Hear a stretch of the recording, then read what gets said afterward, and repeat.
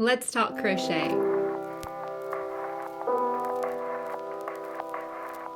Hey folks, it's Mary, aka MercyTriumphs, and this is Slow Crochet. This is episode 087, and today it is my weekly check-in on all the things that I have been crocheting this week. So last week we had some pretty big finishes, and this week has been the week of small things. So what do I mean by that? Well, I had one small thing that was kind of a work in progress. It was my crocheted seafarer's cap by Beth Hall, and hold on just 1 minute. It is done. This is a gorgeous hat that I made with some gorgeous yarn that I picked out at a gorgeous shop with a gorgeous friend here on YouTube. Her name is Miss Janna Kay. She's over at Flourish Faith Fiber. I think I got those in the right order this time. If not, it's right here. But this is my crochet seafarer's cap. And I have a little stitch marker here because that shows where I ended up one of my hanks of yarn and about how much I had left. So let me get the stats on that yarn. So this yarn was Plymouth Yarn Hardy Homestead Tweed. It was classified as a bulky 5. It was with the bulky yarns in that shop, and it was 123 yards. So this hat took about 1 1/3 skeins, maybe 1 1/2 skeins of that. And I used a 5.5 millimeter hook on it. And it is one of those hats that is so great and cozy. And yeah, pardon my hair up there, but I love how it turned out. It's one of those kind of slip stitchy hats that you do some short rows to shape it at the top. And you have these wonderful wedge sections. So at the top, you get this beautiful spiral just naturally, and then you can cinch it up pretty easily there. But I love it because it's gonna be super toasty, super warm. If I wanted to be a cone head, I could. But yeah, I've done this hat pattern a couple of times now. I love how this one turned out. Since it is more of a bulky yarn, it did work up a little bit stiffer than the original hat that I've made. I've made it in a worsted weight, but I still really like it. And if you haven't tried a hat like this before, it is yarn over slip stitches in the back loops only for the whole thing, except for a few chains, and you just kind of work along the way. If you haven't tried a hat like this, I think it's a great introductory pattern. It's really straightforward. You can get into a beautiful rhythm with it and really enjoy it. So love how that came out. Love that it is done. Now, other things that I've made this week, it is the week of small things. Y'all, a while ago, I featured this little granny square. This is part of a tutorial by Bag O' Day Crochet by Crystal. And it is like I think it's called like the sunflower or like the flower pop granny square, something like that. I'll have it listed here, and I'll have all these links in the description as well. But this was my trial of that square. It's not the entire thing, but I was using some Caron Simply Soft, and I decided to make it 2 more times. Number 1, I made it in Red Heart Retro Stripe, so it didn't really go very far in the striped color, but there's that one.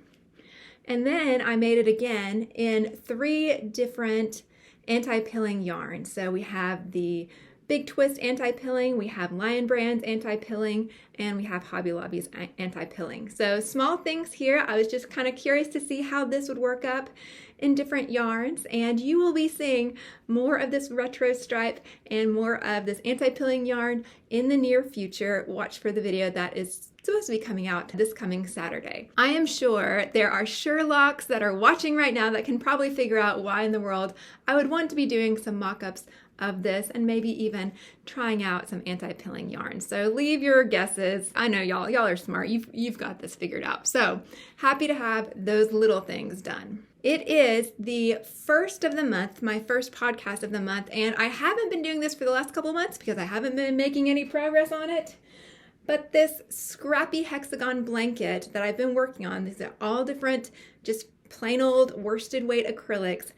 I finally got myself in gear to start working on this again. And what that looks like is all of these little centers.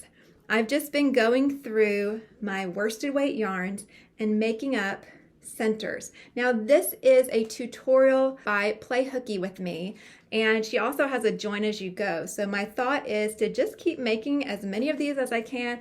I'm trying to go through as many of my scraps of acrylic as I can.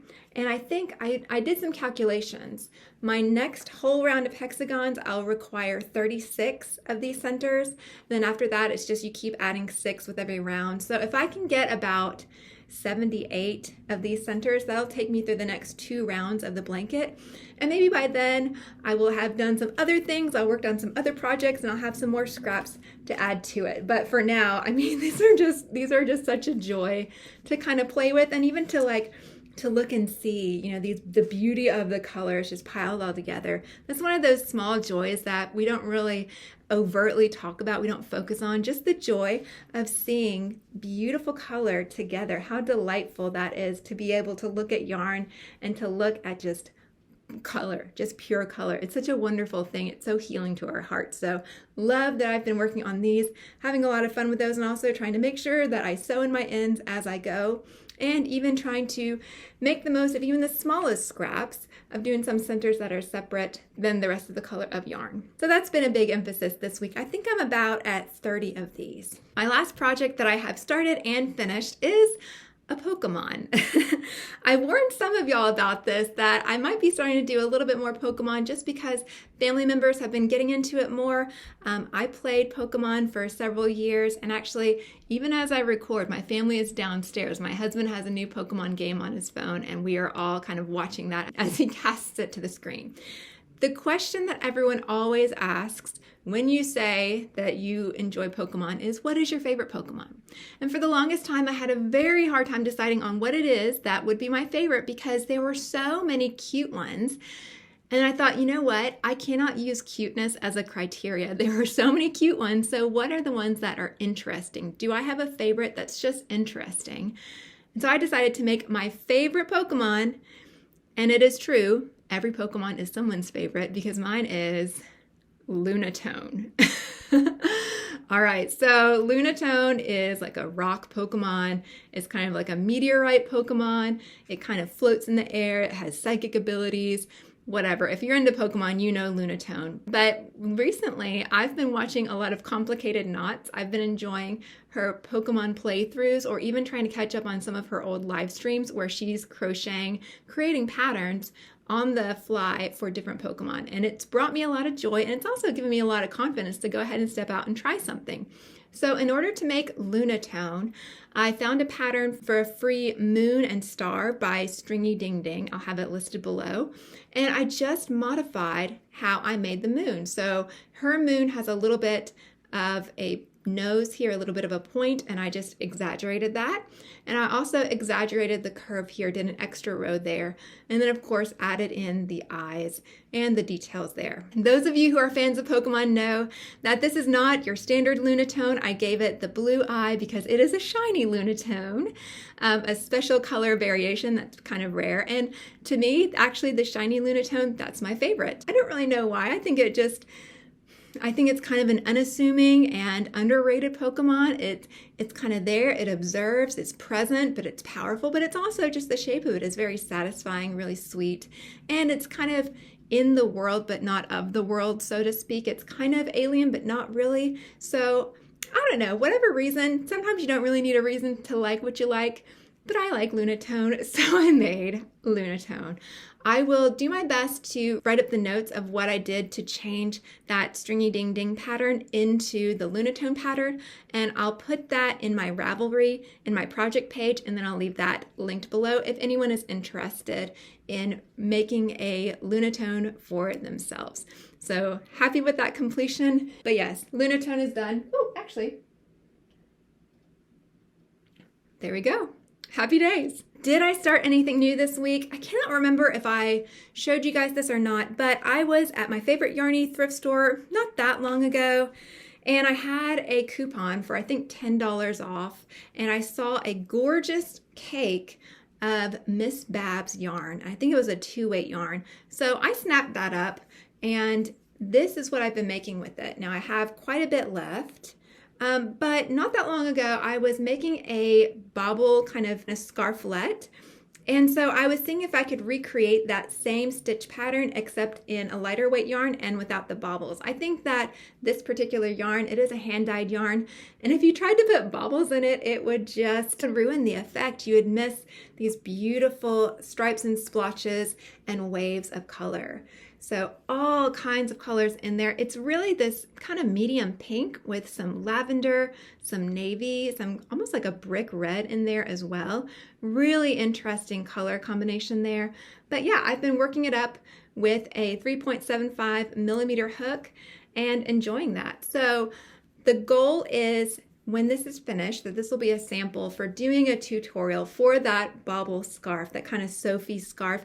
If you're aware, in the knit-o-sphere, there is the Sophie scarf, which is an extremely popular knit scarf. That's just a little kind of neckerchief.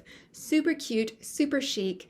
And there's lots of people who have done comparable things in crochet, but this would be my version of it. So whenever this gets done, and I never can promise timelines on tutorials because life is super busy and super fast and it just goes and goes and goes, but I do intend to finish this up and then be able to show how I created this scarf as well as the bauble version. So that's one of my ongoing works in progress right now. The other work in progress is returning to this hat. This kind of modification of the Snowflake Hat by Maria Bittner, Pattern Paradise. And in that original pattern, she goes from the bottom up using post stitch. So for this one, this was a huge experiment and wondering if I could go from the top down using post stitches, following her same pattern but making the modifications to make it work top down. I did like this so much that I thought I wanted to make something like this for the fair, and so I started working on it. And this is where I'm at so far. So for this hat, this rendition of it, I am using Lion Brand Wool Ease Recycled. I'm using the ivory color for the white here, and then I'm using this royal blue as the other color. Now I have a whole video on this particular yarn, but even though it says it's a 4-weight, it definitely behaves more like a 3 in my opinion. And I'm using a 5.0 millimeter hook on this. And that means I'm actually making the crown a bit bigger than the pattern is, but that also means that I'm going to be able to have, I think, 6 full snowflakes in the round, which I'm going to start really soon. Now, because I had a full ball of the ivory, oops, sorry, it's cream, not ivory. I took my handy scale, I weighed it out, and I created 6 balls. The 6th is what I was using in the crown, but I'll have equal sized balls, plenty of yarn to be able to do each of those snowflakes individually. And then that will hopefully keep me from having all these crazy floats. I'll have it just all kind of neatened up in there because I'll just do that one yarn, that one ball per snowflake.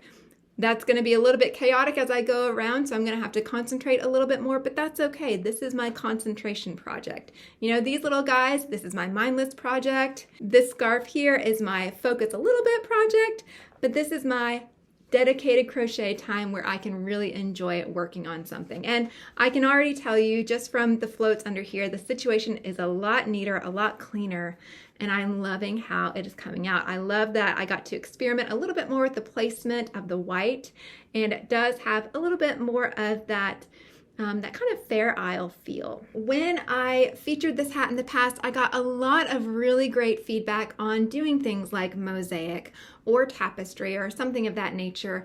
And those are skills that I would absolutely love to dive into. But for now, this is the skill that I'm working on, is just trying to figure out if I can modify this pattern to work kind of in the post stitch way. And when I have a little bit more brain space and the rest of life isn't as chaotic, then I'll be able to sit down and maybe focus on learning something like mosaic or tapestry or something like that. So thank you guys so much for all of your encouragement in that regard, giving me such wonderful feedback on this. But yeah, I'm going to stick with how this is for now, and hopefully I'll get this done this week. I need to double check on my fair. I think that I have until the end of August to be able to submit things. And if I do, this will be my 3rd submission. I won't worry about any others, but definitely gonna focus on this some this week and get that submitted. My heart with this is to present crochet in some ways that maybe people wouldn't expect it to be. You know, I imagine that this fair might be attended by young folks just looking for something fun to do on the weekend. And maybe they're people that know how to crochet. Maybe they are lovers of granny square oversized sweaters. You know, crochet is really taking off in teens and early 20s. I have so many young gals in my life that are learning to crochet, so many crochet clubs that are popping up, and I love it. So I imagine, hey, maybe they're here at the fair and they go over to the arts and crafts and they're looking at crochet and they realize, oh my goodness, this is crochet. Oh my goodness, you can do this in crochet. There's so much more. That's my heart. I don't really care about winning. I think it's gonna be fun. I've never entered anything into the fair before, but yeah, my hope is to just kind of push the envelope just a little bit and help people see how broad and wonderful this category, this craft can be. Everyone's okay there. If y'all have ever submitted something to a fair, I would love to hear about that. I'd love to learn from your experiences. I know there's several YouTubers around here that have put things in fairs before and had a lot of fun and a lot of success. But yeah, I'm pretty fresh to that, so I would love any of your wisdom that you have. Thank you so much to everyone who has subscribed and liked and shared and commented, all those kind of YouTube-y things, the stuff that the algorithm really likes. Thank you so much to everyone who's done that. Thank you to subscribers that have been here for a while and for new ones. I really am glad you're here. I see you. You make my heart happy, and it is such a joy to be part of your life, and I don't take that for granted. So thank you. If for whatever reason I'm not your cup of tea, thank you so much for listening this long. I really do appreciate you. I really do. And I do hope I'll see you again soon.